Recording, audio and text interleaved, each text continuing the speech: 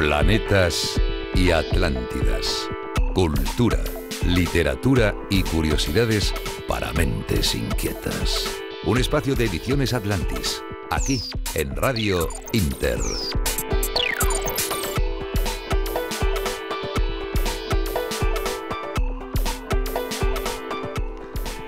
Nuevo programa de Planetas y Atlántidas.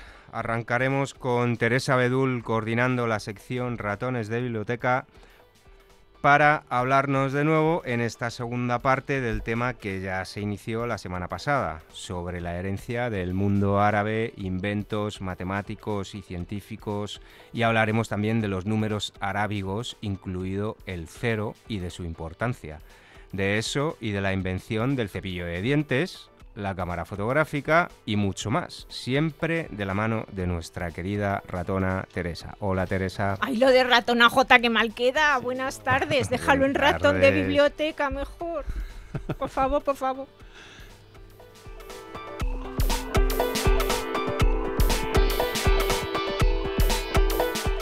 Continuaremos con Temalunáticos junto a Emilio Porta, Antonio Casares y Javier Sánchez para hablar de la guerra de Cuba y el fin de las últimas colonias del continente americano y cómo Estados Unidos arrasó la flota española de un plumazo en apenas unas horas. Tal vez fue uno de los conflictos más breves de la historia. Hola Emilio Porta. Hola, buenas tardes. Hola Javier Sánchez. Hola, buenas tardes. Y hola Antonio Casares. Hola, ¿qué hay? Buenas tardes.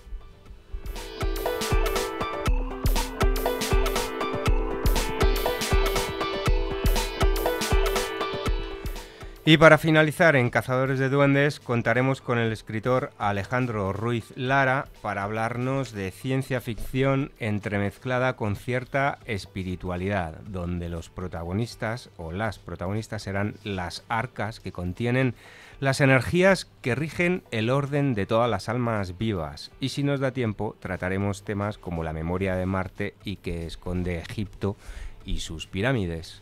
Hola Alejandro. Hola, buena Jota. Oye, todas las almas son vivas, ¿no? Porque si no, si están muertas ya no son almas. Bueno, luego hablamos de eso. Me suena un poco raro eso. Bueno, y comenzamos con Ratones de Biblioteca.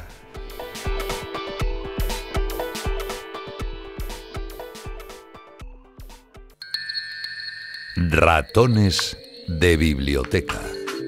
Peculiaridades literarias que te dejarán con la boca abierta. Aquí, en Planetas y Atlántidas.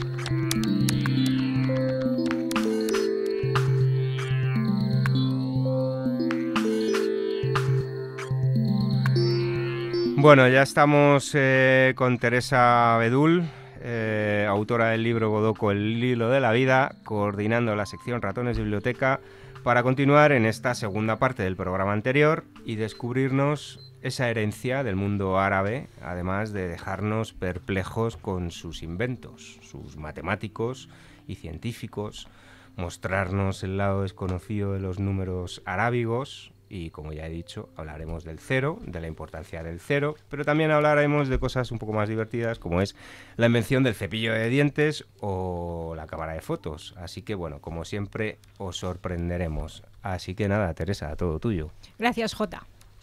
Bueno, pues como tú bien has dicho, la semana pasada contamos algunos inventos y esta semana pues vamos a contar otros.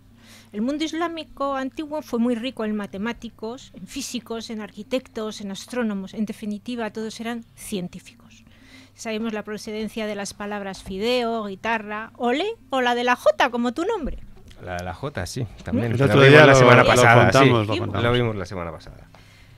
Los matemáticos islámicos nos trajeron los números arábigos, que son los que actualmente empleamos. Y como tú has dicho, el 0 parece un número sin importancia, pero yo declaro que el número 0 es un número muy importante. Vamos a ver por qué. ¿Por qué?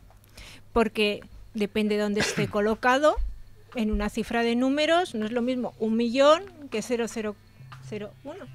Sí, En un concurso hípico, por ejemplo, si cuando terminas de pasar los obstáculos con tu caballo el jurado te asigna 0 puntos, puedes estar dando saltos de alegría. No te has caído, no has tirado ningún palo, así que lo has hecho fantástico. Así que el 0 es un número importante. Pero por algo más importantísimo, ¿eh? Fíjate, si no, no, por otra cosa.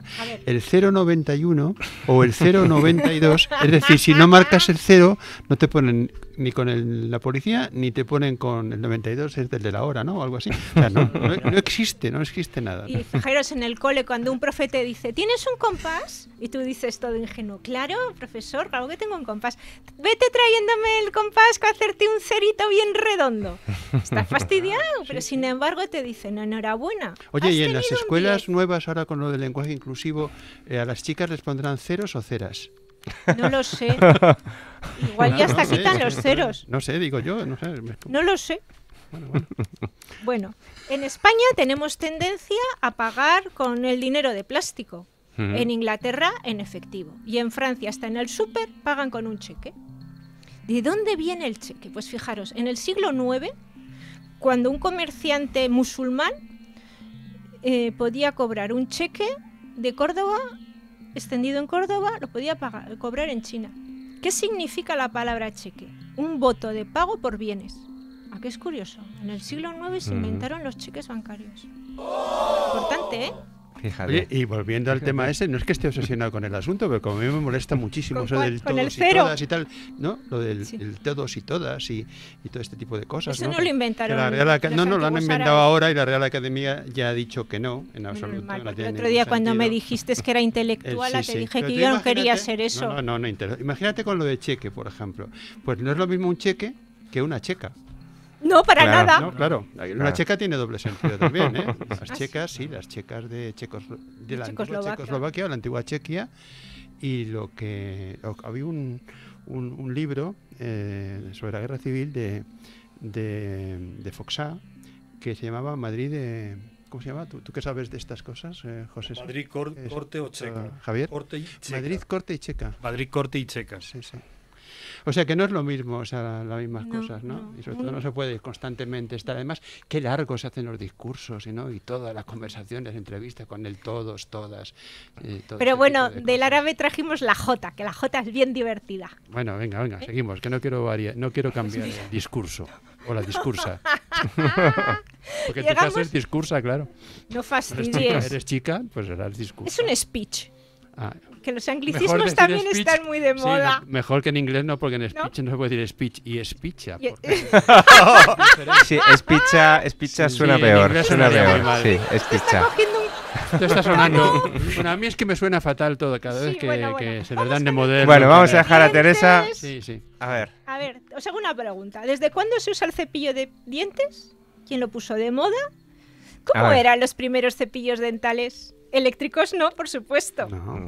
Pues con cerdas de pelo de caballo, una cosa así, o de cerdo. Yo nunca hubiese pensado que era una moda tan siquiera, ¿eh? Y el primer cepillo dental lo popularizó el profeta Mahoma en el año 600. ¿Y sabéis cómo eran? Pues eran del árbol de Arad, que es un árbol que se da en climas muy secos y en los desiertos. De hecho, hay países que se denominan pobres, que se piensan que no se lavan, que no tienen agua y lo siguen utilizando. Yo lo he probado, ¿eh? Y sabe rico. Bueno, pues cogían una ramita de ese árbol, la abrían, haciendo como pequeñas púas, y con eso lo masticaban y se lo pasaban entre los dientes. De hecho, lo siguen utilizando hoy en día, en el siglo XXI. Fíjate. Yo lo he probado y sabe súper rico. Y en Hispanoamérica, en Bolivia, la hoja de coca se utiliza para el mal de altura, ¿no? Y también para limpiarse los dientes, porque limpia también. O sea, es que es curioso, ¿no? Hay muchos sistemas, ¿no? Para los dientes. ¿A quién? Otra pregunta os voy a hacer. No me quiero reír, es que estaba pensando otros sistemas, son un poco brutos. A ver, otra pregunta. ¿De quién os parece que es la moda de en una comida tomar 3 platos? ¿De quién puede ser esa idea? De alguien muy glotón. Pues mira, yo pensé que era de los franceses o de los italianos, y no antes del siglo XIX. ¿Y qué va? Error total. A ver. Os voy a sorprender. ¡Sorpresa!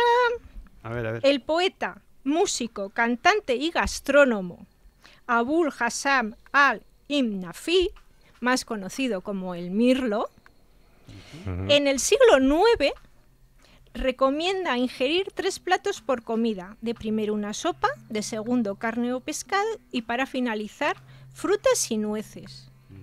Yo 1000 años antes de lo que podía haber imaginado.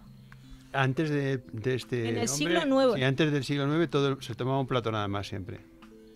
O varios, pero no siguiendo este orden. Sí. Bueno. Es muy interesante. Bueno, ya está más que demostrado y todos sabéis que me encanta hacer fotos y escribir con pluma. Eso dais fe de ello, ¿verdad? Lo atestiguáis. Sí. Venga. Y la cámara de fotos nos parece a todos un invento relativamente moderno. Pues... Sí, moderno, ¿no? Sí. Ya no digo las digitales, los reflex y estos, pues tampoco, ¿eh? Daguerrotipo y demás, ¿no? Sí, pero esos Eso fueron para ya del cine y 19. tal, eso es 19, sí. No, antes, ¿no? Finales del 19 yo creo que fueron, los daguerrotipos. el primer fotógrafo que utiliza el nitrato de plata creo que es en 1700 y algo, ¿eh? Entonces a finales del 18. Sí, finales del 18. Puede ser, sí. Pero tú hablas de otra cosa. Sí, Antes, fijaros, a ver. qué curioso, ¿eh? Los antiguos griegos pensaban que nuestro ojo emitía rayos, como si fuese un láser. O sea, nuestro ojo era el que emitía... Como si fuera Cíclope de los X-Men. Totalmente, ¿no? y eso era lo que nos permitía ver. Mm. En el siglo X, el matemático Ibn al-Haytham fue la primera persona en darse cuenta de que la luz era la que entraba en nuestro ojo. Al-Haytham inventó la primera cámara estenopeica o cámara oscura, que luego usaron los impresionistas. Descubrió el modo de proyectar sobre una superficie la imagen de un objeto que pasaba a través de un pequeño agujero en un espacio sin luz. ¿Cómo se dio cuenta de esto? Estaba echado en su cama, su persiana tenía un pequeño agujero y vio cómo al pasar la luz en la pared que tenía enfrente reflejaba la imagen invertida. Y ahí nació la cámara estenopeica. Sí. Bueno, ya he dicho que me gusta escribir con pluma. Pues es otro invento que parece moderno, pero tampoco lo La es. pluma es de los chinos, ¿no? No, fíjate. Fíjate. En Egipto, en el año 953, el sultán estaba cansado de mancharse las manos de tinta cada vez que tenía que escribir. ¿Y qué pensó? ¿Pero por qué escribía con los dedos o cómo? No, escribía con una pluma, pero una pluma de ave afilada, y que mojaba en tú tinta. estás hablando de la pluma con plumilla ya. Con pluma. No, sin plumilla. Sin plumilla. Sí, me parece que se llama cálamo. ¿Ah, sí? Sí, creo que sí. Ya lo usaban los sumerios también. Lo que pasa es que los sumerios no lo sumergían en tinta. Pero ya los egipcios casi en el siglo X, sí. Y entonces, este sultán, ¿qué hizo? A la canulilla que tenía le puso un pequeño recipiente donde introducía la tinta. Y así ya no se manchaba. Pero pregunta, ¿la tinta no es un invento de chino? La tinta sí. La tinta china, ¿no? Sí, yo he hecho tinta. Entonces, de barrita pasaba líquido. Entonces, esa tinta que utilizaban antes de los chinos, ¿cómo? No la sometas al tercer grado a Teresa. Lo de la tinta hoy sí que lo sé, porque yo cuando aprendí japonés, aprendí también caligrafía. Ajá. Y entonces hacíamos nuestra propia tinta con una barrita, agua y una piedra que tiene una forma especial. Y los chinos dicen, y los japoneses también, que cuando haces tinta, o sea, vas deshaciendo la barrita de tinta sólida en el agua, tienes que hacer como el ruido del mar y seguir el movimiento de las olas. Qué bonito, ¿eh? Sí, qué bonito, sí, qué poético. Bueno, pues los árabes diferenciaron huertos y jardines. Los huertos para cultivar, pues las verduras, que se cultiva en un huerto. Y los jardines los adornaron con árboles frutales porque son muy olorosos y con 2 flores que a mí me gustan mucho. ¿Qué son? El clavel y el tulipán. Ah, qué bien. O sea, el tulipán es también origen árabe. Viene de Persia, pero fueron los árabes los que lo introdujeron en... ¿Y por qué en Holanda hay tantos tulipanes? Digo si lo porque sabes, no me acuerdo muy bien la fecha, pero hubo muchos holandeses. No llegaron los persas y los árabes, ¿eh? No, pero sí viajaron los holandeses a a esa zona del Acércate, mundo. Teresa. ¿Y no te acuerdas que hubo en Navidad, la noche de Navidad, quebró la bolsa de los tulipanes? En Holanda tenían lo mismo que tienen la bolsa de los diamantes o la bolsa económica, tenían una bolsa que era donde se cotizaban los tulipanes. Y un día de Navidad, un 24, quebró y hubo muchas personas que se suicidaron y otras se arruinaron. Las que no se suicidaron y siguieron viviendo, se arruinaron. ¿De hace cuánto tiempo? Pues es que no me acuerdo la fecha, pero debía ser en el 19, principios del 20. Bueno, hubo muchas cosas que se importaron, claro, con los viajeros. Si Claro, habéis fueron grandes leído viajeros. una novela maravillosa desde el punto de vista de Alejandro Barico que se llama Seda, ahí cuenta cómo se trajeron los primeros capullos de gusanos de seda a Italia y cómo se importaron desde Japón, precisamente. Desde Japón, y cuenta la odisea. Luego se hizo una película muy bonita también sobre seda. La novela es preciosa, es cortita. Alejandro Barico es uno de los grandes escritores europeos del siglo XX y XXI. Bueno, esto es aparte.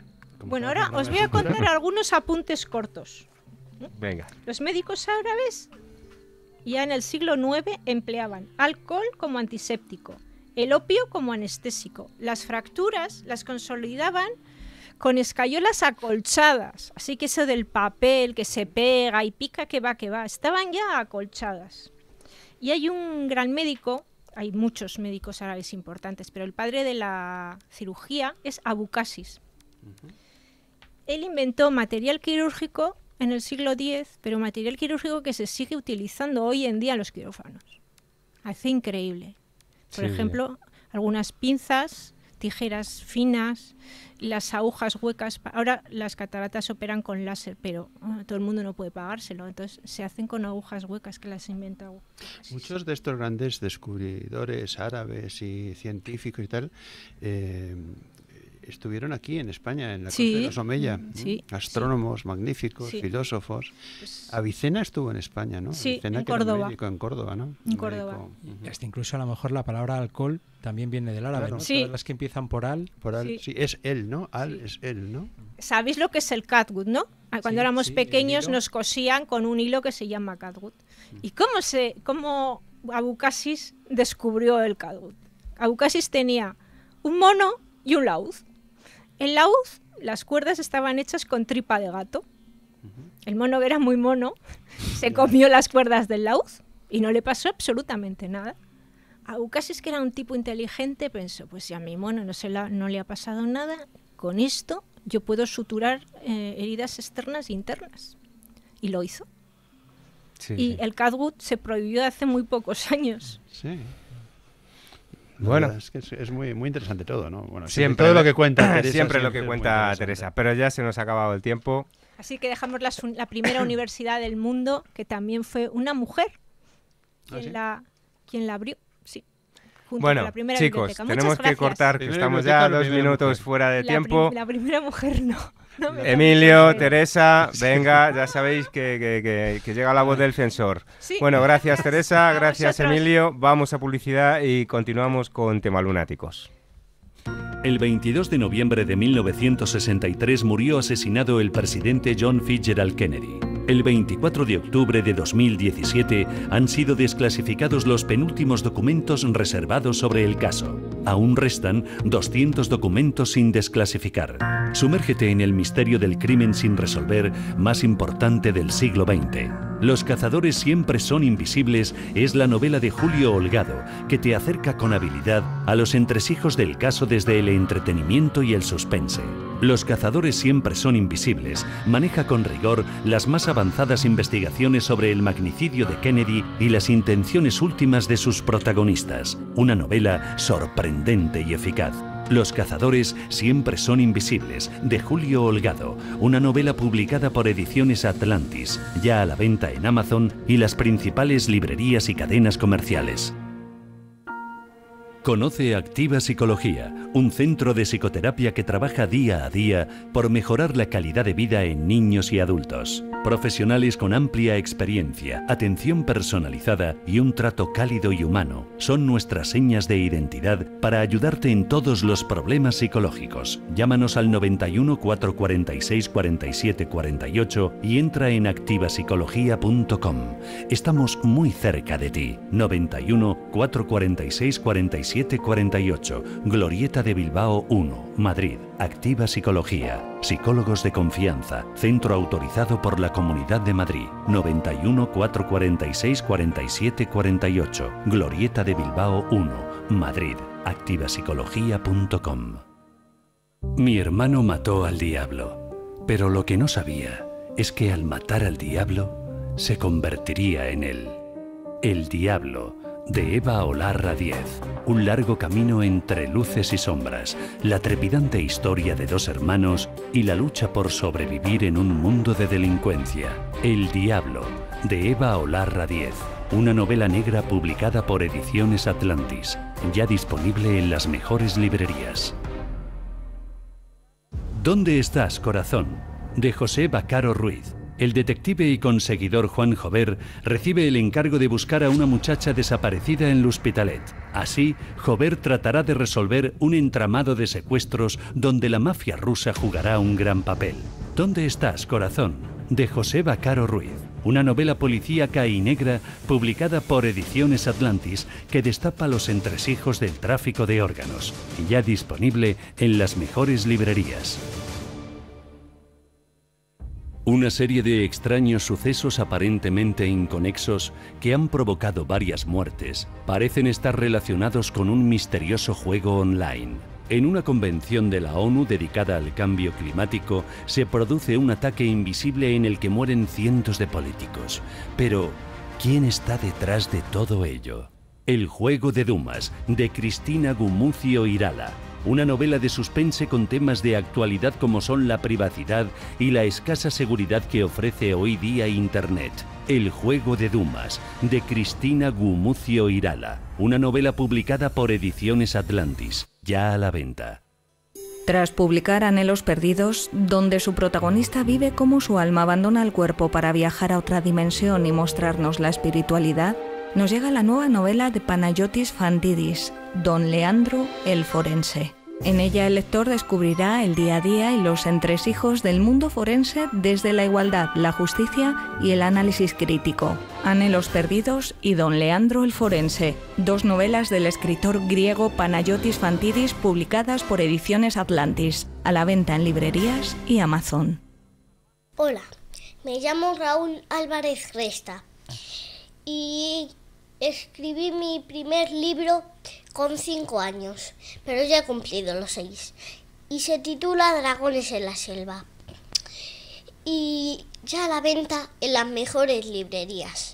Es un libro de fantasía para niños de 5 a 9. Y recuerden, Dragones en la selva. Temalunáticos. Un lienzo repleto de actualidad e historia. Aquí, en Planetas y Atlántidas. Bueno, seguimos en Temalunáticos junto a Emilio Porta, Antonio Casares, periodista y autor de Los últimos besos, con la novela, con la que por cierto ganó los premios Atlantis 2018 en la sección de novela romántica y erótica. Y Javier Sánchez Sánchez, autor de la novela Contra las olas, para hablar de un acontecimiento que a día de hoy sigue en nuestros corazones, como fue la Guerra de Cuba y el fin de las últimas colonias del continente americano.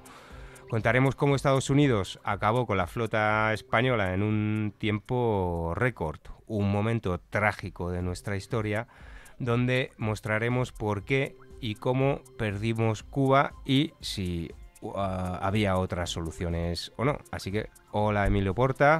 Hola Jota. Hola Javier Sánchez Sánchez.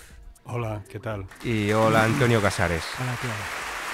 Bueno, Emilio, ¿Presentas tú a voy a Javier? presentar a Javier, porque realmente Javier, aparte de ser un magnífico escritor, como demuestra en la novela que acaba de publicar y presentamos el otro día, Contra las olas, es muchas más cosas, y es un hombre realmente con una formación y con una cultura que no siempre se da, desgraciadamente, entre los escritores, no digamos ya entre los no escritores.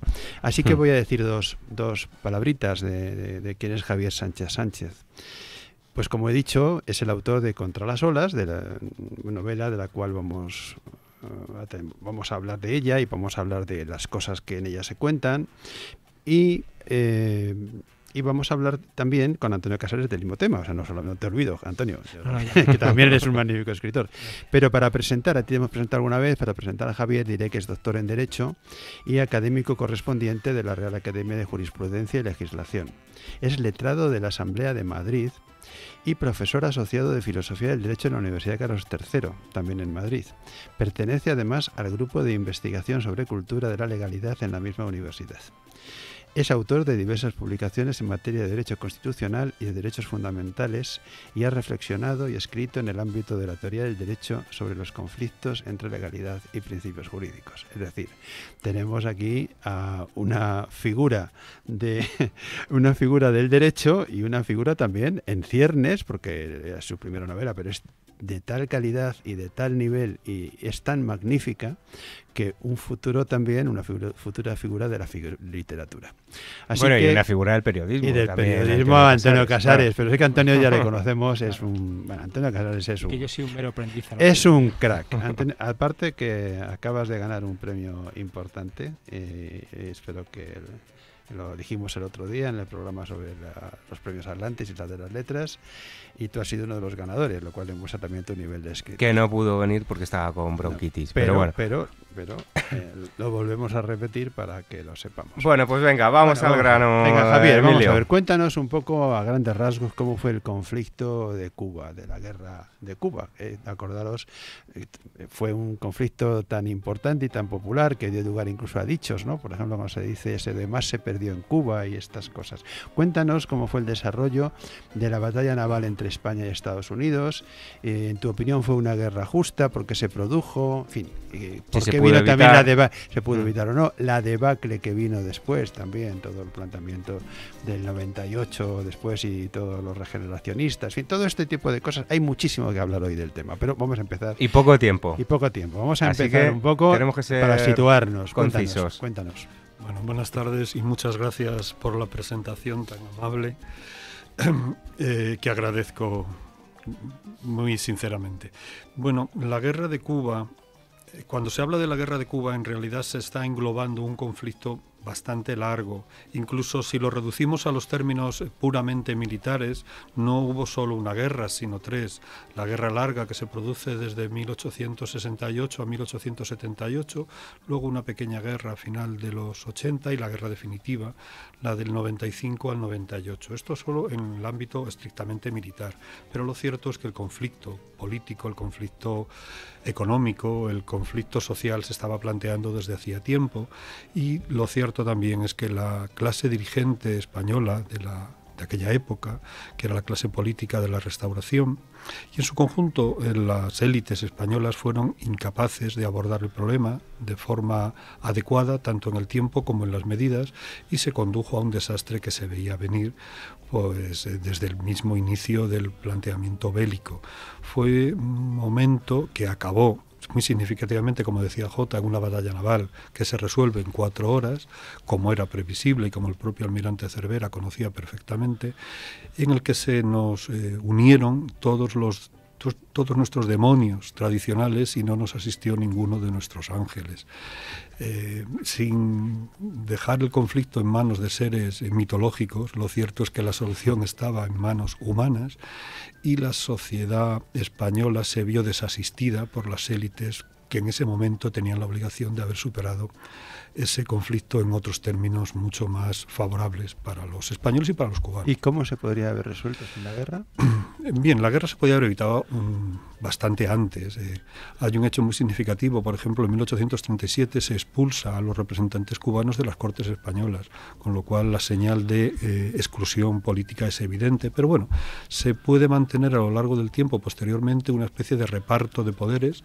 El poder económico se deja en manos de las élites criollas en Cuba, mientras que el poder político se mantiene en el ámbito español.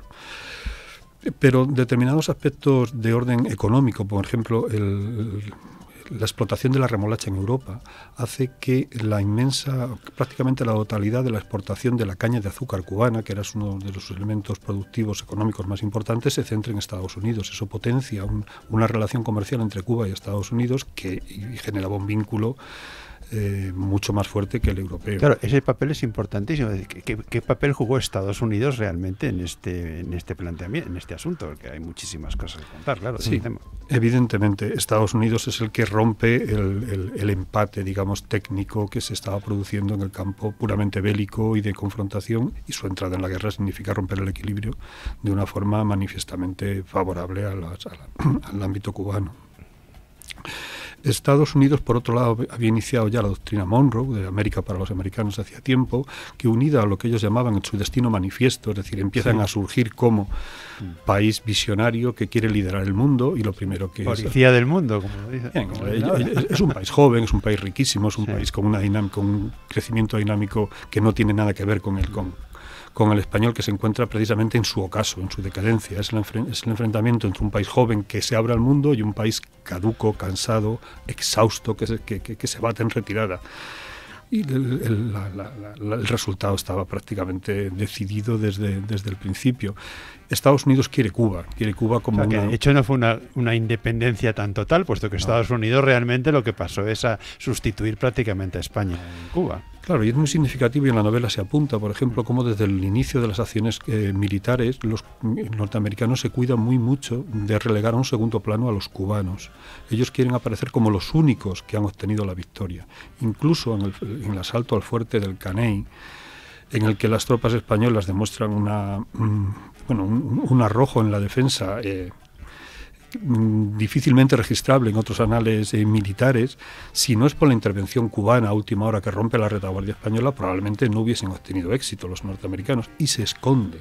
No dejan entrar a los cubanos en Santiago ni en La Habana. O sea, Estados Unidos desde el principio lo que quiere es anexionarse Cuba.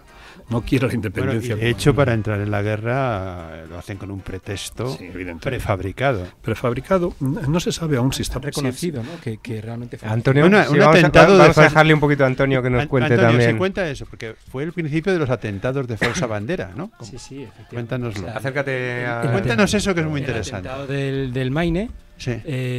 Realmente acaban de decir hace unos pocos años que fue pues una cosa fortuita, pero es el detonante para que los Estados Unidos entren en la guerra, asedien el puerto de Santiago, etcétera, etcétera, ¿no? Y lo que comentabas también de la doctrina Monroe, ellos financiaron el movimiento independentista cubano, o sea, con esa excusa fueron dando dinero. Sí, sin duda. Con la prensa empujando la opinión pública americana. Sin duda. Estados Unidos tiene claro que su evolución histórica requiere la anexión o el control directo de Cuba, e inicia dos vías. Primero es la oferta de una compra de la isla a España. La primera oferta se le plantea a Grant, al general Prim, y el general Prim está tentado... Fueron 230 millones la primera. Sí, está tentado a aceptarla, pero había un problema, y es que Cuba se sentía en España como parte propio de la patria española, es decir, no era una colonia, y en consecuencia la venta de Cuba hubiese podido...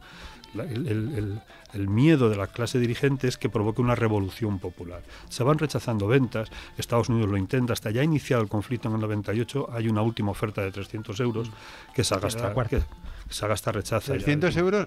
300 millones de euros. De dólares. No, es que por 300 euros casi lo compré yo. Perdón. Y habría ido mejor, ¿eh? Habría ido muy bien Cuba conmigo ahí dirigiéndola yo. 300 millones de dólares directamente a la reina, ¿no? Y ya casi Sagasta lo rechaza fehacientemente. Cuando ellos se dan cuenta que esa vía no va a tener éxito, que no van a obtener por vía de compra a Cuba, deciden entrar en la vía militar. Primero, ayudando solapadamente a los independentistas cubanos, financiándolos, facilitando actuaciones del corso por parte de los cubanos, trasladando material bélico desde las costas americanas. y hay un momento que hay un personaje que interviene definitivamente, que es el periodista Hearst, un individuo bastante problemático. Tenía intereses también económicos. Efectivamente. Y decide inicia una campaña de agitación contra los españoles, describe a España como una nación caduca, una nación malvada, describe con todo lujo de detalles. Eso me recuerda a algo, eso de una nación malvada, caduca. Opresora. Lo dicen algunos personajes hoy día, ¿no? Sí, puede ser. Opresora. En fin, sí, también utilizaban todo ese tipo. Todo esto, el argumentario efectivamente es ese, que aquí arranca, todos sabemos ya de dónde, la leyenda negra que se inventan los holandeses en el 16, es decir, todo encaja en el mismo arquetipo, ¿no? Entonces ya decide entrar en la acción bélica y efectivamente utiliza, no se sabía durante un tiempo, no se supo realmente si fue una acción provocada por los americanos o fortuita. Parece que las últimas investigaciones apuntan a que fue el estallido de la munición que tenían en unos compartimentos que estaban mal custodiados y la humedad hizo efectivamente se producían de carbón. Eso es, y se produjo la explosión en La Habana, cuando estaba el Maine en La Habana, e inmediatamente el Hearst, el periodista, el del Journal, lo que hace es empezar a culpar a España de la autora con titulares de Al infierno con España, recordad el Maine. Bueno, y llega un momento en que se juntan. Sí, pero aunque fuera fortuito, reconoced que les dieron ideas ya para los otros atentados de falsa bandera que ha habido después, a lo largo de los 2 siglos. Bueno, y yo creo que hay que dar 2 datos fundamentales en todo este tema, y es que, por un lado, preguntaros, o que habléis también los dos, Javier y Antonio, si es cierto que la guerra de Cuba se resolvió en 4 horas y que hubo cientos de muertos en el bando español y tan solo 1 en el bando americano. Sí, más que la guerra de Cuba. La guerra de Cuba tiene 60.000 muertos en el plan, pero a lo que te refieres es la batalla naval. La batalla naval, sí. La batalla naval de Santiago empieza a las 9 de la mañana y acaba a la 1:15. Con toda la flota española destruida, hundida por los propios comandantes de los buques españoles, porque su único honor en ese momento era que decían que ninguna cubierta fuese profanada por la planta del enemigo. Eran barcos de madera, ¿no? No del todo de madera. La escuadra no era tan deficiente como se dice. Se ha contado el problema es que salió para perder, porque no llevaba inteligencia naval, no llevaba aprovisionamiento de carbón, y las municiones eran manifiestamente defectuosas. Había barcos en que el calibre de la munición era distinta del calibre del cañón. O sea, era imposible, era imposible. Cervera lo sabe, Cervera sabe que va al desastre y lo anuncia a su hermano y le dice, bueno, vamos a morir. Su militar sabe lo que tiene que hacer. Él tenía, y sus comandantes además le dan 1000 ideas de cómo romper esta tragedia y generar al menos un inicio de tablas que hubiesen obligado a un tratado de paz y no un tratado de rendición. Pero él sabe que las órdenes del gobierno español, nunca formuladas expresamente, pero sí indirectamente, eran perder de forma contundente. ¿Formuladas por Sagasta y sus ministros? Formulada por toda la élite política española. En ese momento, tal vez, aquí con una similitud a momentos posteriores y actuales, lo que se defiende es un régimen político, no un Estado y no una nación. El régimen político exigía mantener la monarquía en el sistema de turnos de la Restauración, porque se tenía el miedo de una revuelta similar a la de la Primera República, la Revolución Gloriosa, el cantonalismo, los desastres del 19. Y la opción es que para mantener esta situación hay que impedir cualquier revolución, tanto del ejército como de la población. La venta de Cuba hubiese supuesto una revolución probablemente de la población. Entrar en una guerra de desgaste, que militarmente podía haber sido la solución más lógica, hubiese generado también un desgaste por parte de los soldados que estaban muriendo y de muchos militares. Y en consecuencia se busca una derrota contundente, que no admita excusas, que obligue a la rendición inmediata, que es la pérdida de la flota, porque sin la flota ya es muy difícil mantener la conexión con los batallas en tierra y hubo... Sí, el ejército en Cuba jamás se rindió. Claro. Pero España que también quería decir la heroicidad del ejército español, no solamente en Cuba, sino ese plus que siempre ha tenido los soldados, el ejército español, y es un hecho, allá en cada batalla donde han ido, siempre ha tenido una heroicidad y una valentía fuera de lo común. Acordaros de la batalla de Anual, por ejemplo, en sí, Marruecos, una cosa tremenda. Sí, sí, y hasta cuando en la División Azul también, o sea, se acababa la munición y repelían a las fuerzas con piedras. O sea, esta heroicidad que tenemos los españoles es una cosa que hemos tenido siempre a lo largo de todos los siglos en nuestro ejército. Sí, bien, en Cuba se dieron muestras sobradas, la defensa del Caney, de las Lomas de San Juan, son, bueno, el agregado militar de sueco que presencia como observador militar la batalla, sale asombrado, porque claro, es el aguantar durante más de 5 horas 600 hombres en el fuerte del Caney a 12.000. Y si no es porque entran los cubanos y rompen la retaguardia, no hubiesen tomado el Caney, ¿no? Pero eran acciones militares aisladas que fueron en el conjunto del desarrollo militar estériles, porque la estrategia de la defensa de Santiago y de Cuba se abandona, porque no se quiere mantener una guerra. Vamos a ver, España tenía 200.000 soldados en Cuba, bien entrenados, bien adiestrados, aclimatados sobre el terreno. Estados Unidos envía 15.000. Jamás hubiese podido tomar la tierra. Es más, a los 4 o 5 meses o incluso antes hubiesen empezado a aparecer las enfermedades tropicales en los cubanos, malaria, vómito, fiebre, y eso hubiese forzado una reacción por parte de la opinión pública norteamericana que hubiese conducido a un tratado de paz, probablemente. Pero España no quería, no estaba dispuesta a aceptarlo, no quería que hubiese ningún tipo de revolución, de contestación en su seno. Lo mejor era perderlo todo de golpe y rápidamente, es imposible. El almirante Dewey, que es quien dijo, esto ya lo hemos hablado fuera de micro, pero dijo que si España hubiera tenido un submarino torpedero como de Isaac Peral, que nunca hubiera podido ganar, nunca. Bueno, es que ni siquiera lo hubiesen intentado. Los Estados Unidos se deciden a hacer el transporte de tropas de Tampa a Cuba cuando se cercioran de que todos los barcos de la Armada de Cervera están bloqueados en Santiago. Y como tenían perdido a un torpedero que se había quedado en la Martinica, no se atrevían hasta que los ingleses les dan el aviso de que el torpedero está en reparación en Port-de-France, en la Martinica. En ese momento, cuando ellos ya saben que no hay ningún buque, es cuando se atreven a enviar a los soldados en buques de transporte, porque su gran miedo era que en el transporte de los buques se les bombardease y su opinión pública no hubiese aguantado que hubiesen muerto los soldados americanos. Con un submarino, con 2 submarinos, jamás se hubiesen atrapado. Pero bueno, la historia del submarino de Peral también es conocida. Sí. Bueno, pues se nos ha acabado el tiempo, aunque pues no lo creáis. Es una pena porque porque nos ha quedado todo. O sea, bueno, pues teníamos 8 preguntas y hemos hecho 2. Porque es un libro. Pero bueno. Todo esto y más cosas y cosas derivadas se hablan en tu novela Contra las olas. Entonces, simplemente di un poco antes de terminar. Es que no, ya no nos da tiempo. Pues que Emilio, le traemos a otro programa, compren Contra las olas, donde se habla de todo esto en profundidad y se habla de unos personajes magníficos y muy bien dibujados, muy bien escritos y descritos por este magnífico autor y además adalid de la cultura y de la justicia y el derecho, Javier Sánchez. Muchas gracias. Bueno, pues gracias Javier, gracias Antonio Casares. Vamos a publicidad y continuamos con Cazadores de Duendes.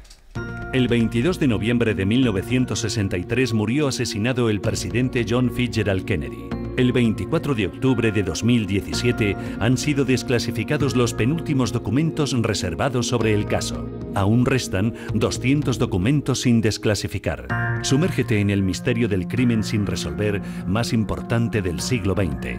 Los cazadores siempre son invisibles es la novela de Julio Holgado, que te acerca con habilidad a los entresijos del caso desde el entretenimiento y el suspense.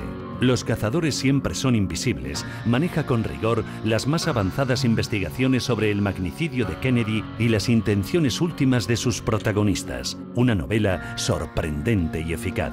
Los cazadores siempre son invisibles, de Julio Holgado, una novela publicada por Ediciones Atlantis, ya a la venta en Amazon y las principales librerías y cadenas comerciales. Conoce Activa Psicología, un centro de psicoterapia que trabaja día a día por mejorar la calidad de vida en niños y adultos. Profesionales con amplia experiencia, atención personalizada y un trato cálido y humano son nuestras señas de identidad para ayudarte en todos los problemas psicológicos. Llámanos al 91 446 47 48 y entra en activapsicología.com. Estamos muy cerca de ti. 91 446 47 4748, Glorieta de Bilbao 1, Madrid. Activa Psicología. Psicólogos de confianza. Centro autorizado por la Comunidad de Madrid. 91 446 47 48, Glorieta de Bilbao 1, Madrid. activapsicología.com. Mi hermano mató al diablo, pero lo que no sabía es que al matar al diablo se convertiría en él. El diablo, de Eva Olarra Díez. Un largo camino entre luces y sombras, la trepidante historia de dos hermanos y la lucha por sobrevivir en un mundo de delincuencia. El diablo, de Eva Olarra Díez. Una novela negra publicada por Ediciones Atlantis, ya disponible en las mejores librerías. ¿Dónde estás, corazón?, de José Bacaro Ruiz. El detective y conseguidor Juan Jover recibe el encargo de buscar a una muchacha desaparecida en l'Hospitalet. Así, Jover tratará de resolver un entramado de secuestros donde la mafia rusa jugará un gran papel. ¿Dónde estás, corazón?, de José Bacaro Ruiz. Una novela policíaca y negra publicada por Ediciones Atlantis que destapa los entresijos del tráfico de órganos. Ya disponible en las mejores librerías. Una serie de extraños sucesos aparentemente inconexos que han provocado varias muertes parecen estar relacionados con un misterioso juego online. En una convención de la ONU dedicada al cambio climático se produce un ataque invisible en el que mueren cientos de políticos. Pero, ¿quién está detrás de todo ello? El juego de Dumas, de Cristina Gumucio Irala. Una novela de suspense con temas de actualidad como son la privacidad y la escasa seguridad que ofrece hoy día Internet. El juego de Dumas, de Cristina Gumucio Irala. Una novela publicada por Ediciones Atlantis, ya a la venta. Tras publicar Anhelos Perdidos, donde su protagonista vive cómo su alma abandona el cuerpo para viajar a otra dimensión y mostrarnos la espiritualidad, nos llega la nueva novela de Panayotis Fantidis, Don Leandro el Forense.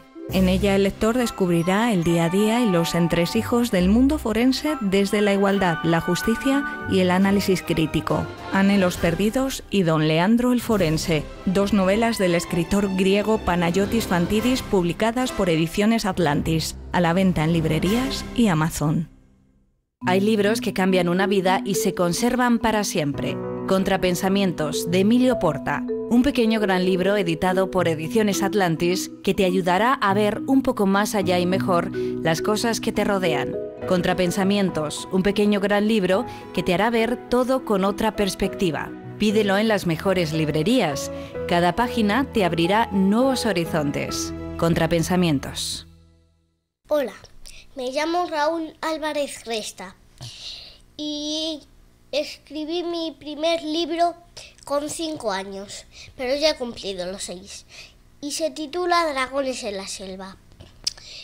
Y ya a la venta en las mejores librerías. Es un libro de fantasía para niños de 5 a 9. Y recuerden, dragones en la selva. Cazadores de duendes. Solo algunos libros esconden un duende dentro. Hoy cazaremos algunos de esos libros y duendes aquí, en Planetas y Atlántidas. Bueno, ya en Cazadores de Duendes tenemos con nosotros al escritor Alejandro Ruiz Lara, autor de la saga Génesis, para hablarnos de ciencia ficción, del futuro y de cierta espiritualidad. Hablaremos de las arcas que contienen las energías que rigen el orden de todas las almas. Vamos a dejarlo ahí, Emilio. E incluso trataremos temas como la memoria de Marte y que esconde Egipto y sus pirámides. Hola, Alejandro Ruiz Lara. Hola, buenas, Jota. Un placer estar aquí. Bueno, eres autor de la saga Génesis, que compone Génesis y las 5 arcas y su secuela, Los enigmas del pasado. Y bueno, para arrancar, dinos o cuéntanos qué es el planeta Génesis. Bueno, como tú has dicho, la saga es Génesis. Ya te puedo adelantar que termina la saga con Génesis y el último origen. Y Génesis, pues como podéis imaginar, es un planeta que viene muy bien para este programa, Planetas y Atlántida. Es un planeta en el que nosotros podremos identificar como el cielo, lo que entendemos por el cielo, con seres superiores, se relaciona con nuestras muertes, que nosotros somos seres mortales. Y lo que pasa es que yo en la saga lo explico como algo terrenal. Génesis es un planeta que está muy lejos de la Tierra, probablemente nunca podríamos llegar ahora mismo a él con la tecnología que tenemos, pero ellos sí nos conocen, sí saben todo de nosotros, y allí viven seres inmortales, que a través de su desarrollo a lo largo de los años y el conocimiento de las energías que rigen el universo, consiguieron ser merecedores de la inmortalidad y de controlar la muerte de los demás seres vivos en el universo. ¿Y quién es Jules Fletcher y quién Sinul? ¿Cómo se relacionan uno con otro? Pues en realidad todos somos Sinul, lo que pasa que en potencia. Porque Jules Fletcher, bueno, es el protagonista de la saga. No es un héroe ni un antihéroe, es simplemente que él está ahí y le pasan cosas y su alrededor le propicia todo lo que le pasa. Y empieza... Hay muchas novelas de héroes jóvenes, fuertes, y yo quise empezar la saga con Jules siendo anciano. Un anciano maltrecho, con mucha historia vivida, con una familia en ruina. Y no es spoiler que fallece en el primer capítulo. Entonces, aquí es donde empieza realmente la historia, que este viejecito, cuando fallece, sigue siendo consciente totalmente de lo que le pasa, solo que se siente una energía, él no se ve. Y cuando vuelve a abrir los ojos, ya es Sinul. Se ve en otro cuerpo, ya está en Génesis, en otro planeta, lo que pasa es que él todavía no lo sabrá. Y se ve rodeado de otros seres que tendrá que conocer, aprender a usar su cuerpo, adaptarse. Le pasan una serie de cosas curiosas. ¿Y qué son las 5 arcas?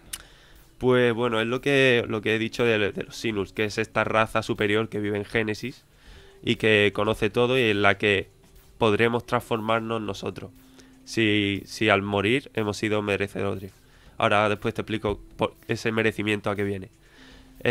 Las arcas, hay 5 tipos de energía que yo describo con los 4 tipos de energía que existen actualmente, que conocemos, que son la nuclear, la electromagnética, gravitatoria, etcétera. Y una quinta que sería la energía vital, que es esa que identificaríamos con el alma, lo que nos da vida, motivación y lo que creemos que desaparece al morir. Estos 5 tipos de energía se crean con el universo, no los crea nadie evidentemente, y se almacenan en 5 arcas, lo que identificaríamos con cobres pequeños, y se reparten aleatoriamente en planetas del universo. Solo una raza, que es la superior en el universo, conoce la existencia bien de estas energías y el desarrollo de otras razas, porque hay muchas en cada planeta que tiene un arca hay una raza mortal. Su desarrollo hace que pueda conseguir la inmortalidad y pueda competir ese liderato a los Sinuls. Digamos que el liderato del universo no es eterno y el universo tampoco. Antes hablábamos de la memoria de Marte. Cuéntanos sobre la memoria de Marte y qué esconde Egipto y sus pirámides y cómo puedes relacionar una cosa con la otra, porque se han establecido muchas teorías sobre ello, ¿no? Claro, a ver, aquí al final yo, de todo lo que he bebido en mi infancia y en mi adolescencia, yo soy el típico que se queda viendo el documental de Discovery a las 12 de la noche. Entonces, de todo... Y yo creo que todos, o casi todos los que estamos aquí, o muchos, sí. De todo esto, pues al final yo me hice mis propias teorías aplicando un poco de ciencia al universo y tal. Intento insertar como puedo los agujeros de gusano, de fases temporales por la gravedad. Entonces ahí mis teorías a partir de Marte es que fue una Tierra hace muchos años. Lo que queda son restos de la muerte del planeta. Entonces yo hago viajar al protagonista ya en la segunda novela al pasado, que por eso se llama Los Enigmas del Pasado. Pero muchos años, unos 66 millones de años terrestres. Esa fecha no es casualidad, ahora te explicaré por qué. Cuando va ahí, el planeta está muriendo, pero es un planeta vivo con una raza humana muy avanzada, pero seríamos nosotros viviendo en Marte, y entra en una guerra por una de las arcas, porque ya hay una raza que se llama los Demomantos, disputándole esa superioridad a los Sinuls. Y él juega un papel primordial, se da cuenta que no solo los buenos son tan buenos ni los malos son tan malos, y al final el papel que intenta jugar en el pasado tiene muchas consecuencias en el futuro. Y el porqué de los 66 millones de años atrás es porque hace 66 millones de años aproximadamente desaparecieron los dinosaurios en la Tierra.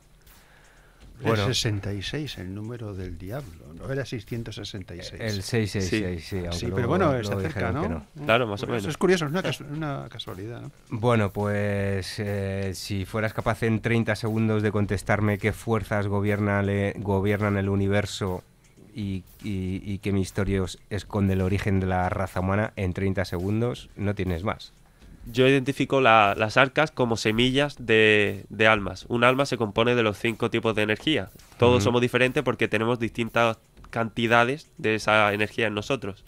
Entonces esa semilla, cuando muere el planeta Marte inevitablemente, Jules consigue enviarla de alguna manera a la Tierra. Esa semilla es lo que al final acaba con los dinosaurios, porque se instaura un nuevo orden. Lo que conocemos ahora como un meteorito, yo hablo de que se instaura la semilla humana. Bueno, para los que conocen, están metidos dentro del mundo del esoterismo y demás, no andas muy lejos de lo que se piensa. O sea que tampoco estamos tan lejos de los marcianos, como decimos. De hecho, se llamaban martianos y marcianos viene de ahí. Pero bueno, eso ya para otro programa, porque no damos para más. Gracias, Teresa Bedul. A vosotros, un placer. Gracias, Emilio Porta. Gracias, Alejandro. Gracias Ruiz Lara, gracias Javier Sánchez y gracias Antonio Casares. Gracias. Decimos hasta la semana que viene, que volvemos aquí en Planetas y Atlántidas. El 22 de noviembre de 1963 murió asesinado el presidente John Fitzgerald Kennedy. El 24 de octubre de 2017 han sido desclasificados los penúltimos documentos reservados sobre el caso. Aún restan 200 documentos sin desclasificar. Sumérgete en el misterio del crimen sin resolver más importante del siglo XX. Los cazadores siempre son invisibles es la novela de Julio Holgado, que te acerca con habilidad a los entresijos del caso desde el entretenimiento y el suspense.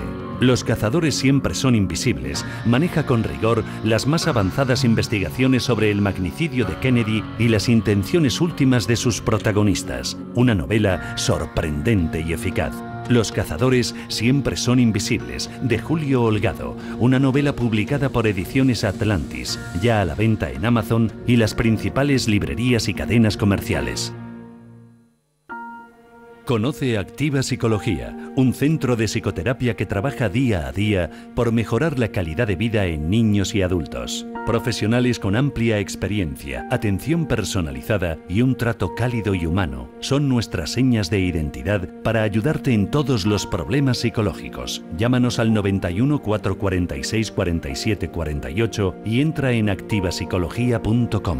Estamos muy cerca de ti. 91 446 47 48, Glorieta de Bilbao 1, Madrid. Activa Psicología. Psicólogos de confianza. Centro autorizado por la Comunidad de Madrid. 91 446 47 48, Glorieta de Bilbao 1, Madrid. activapsicología.com. Mi hermano mató al diablo, pero lo que no sabía es que al matar al diablo se convertiría en él.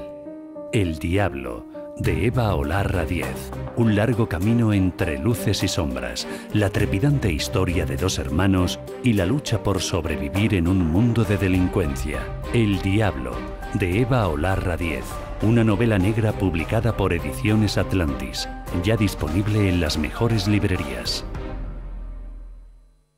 Una serie de extraños sucesos aparentemente inconexos que han provocado varias muertes parecen estar relacionados con un misterioso juego online. En una convención de la ONU dedicada al cambio climático se produce un ataque invisible en el que mueren cientos de políticos. Pero, ¿quién está detrás de todo ello? El juego de Dumas, de Cristina Gumucio Irala. Una novela de suspense con temas de actualidad como son la privacidad y la escasa seguridad que ofrece hoy día Internet. El juego de Dumas, de Cristina Gumucio Irala. Una novela publicada por Ediciones Atlantis, ya a la venta. Tras publicar Anhelos Perdidos, donde su protagonista vive cómo su alma abandona el cuerpo para viajar a otra dimensión y mostrarnos la espiritualidad, nos llega la nueva novela de Panayotis Fantidis, Don Leandro el Forense. En ella el lector descubrirá el día a día y los entresijos del mundo forense desde la igualdad, la justicia y el análisis crítico. Anhelos perdidos y Don Leandro el forense, 2 novelas del escritor griego Panayotis Fantidis publicadas por Ediciones Atlantis, a la venta en librerías y Amazon.